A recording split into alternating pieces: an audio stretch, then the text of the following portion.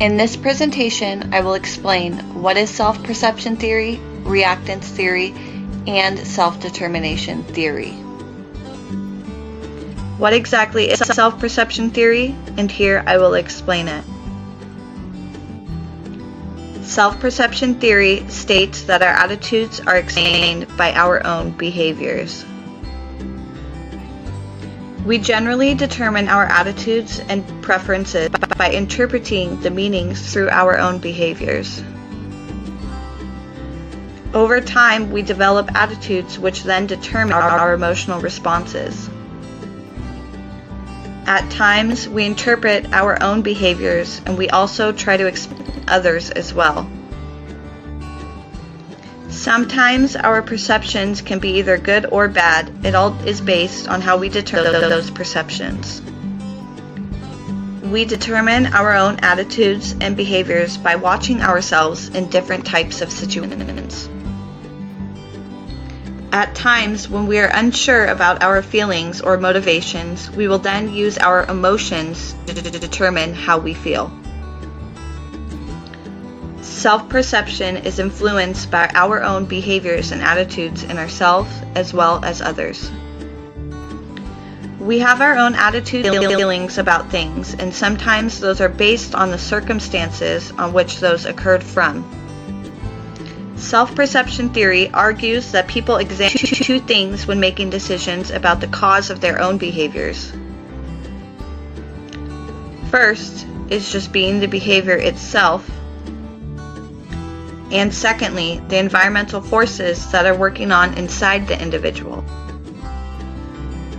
Next, I will explain what exactly reactance theory is.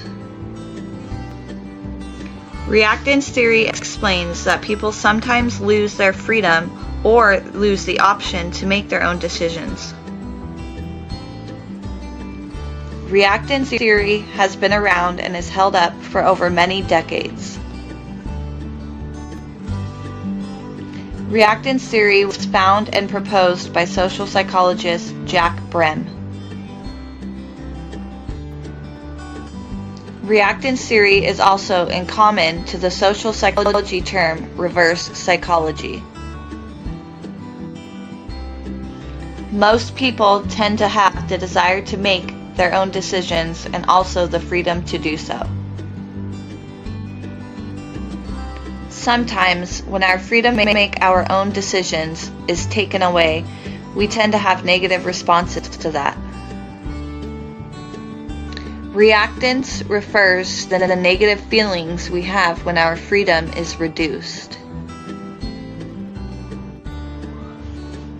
There are 3 reactions or consequences to reactance theory when your freedom is at stake. 1 being you want it more. 2 being you may try to get back the lost options to make your own decision again.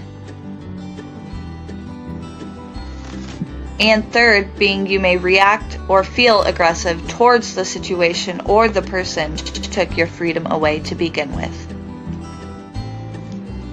Lastly, I will explain what self-determination theory is. Self-determination explains that people feel some sort of internal motivation to accomplish something. Sometimes we are motivated or driven by deep passion about something. We also may be motivated by our inner love for something as well.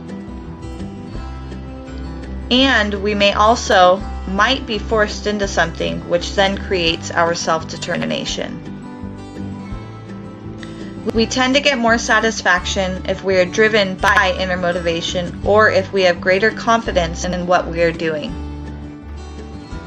Having the freedom of action is more beneficial for us because we feel more accomplished in the end. Self-determination theory explains the study of human motivation and personality. Self-determination theory defines how we use intrinsic and extrinsic motivation. It expands on how the motivation is driven by the choices people make without external influence and interference. Self-determination is a vital piece of psychological well-being. Self-determination differentiates between autonomous motivation and controlled motivation.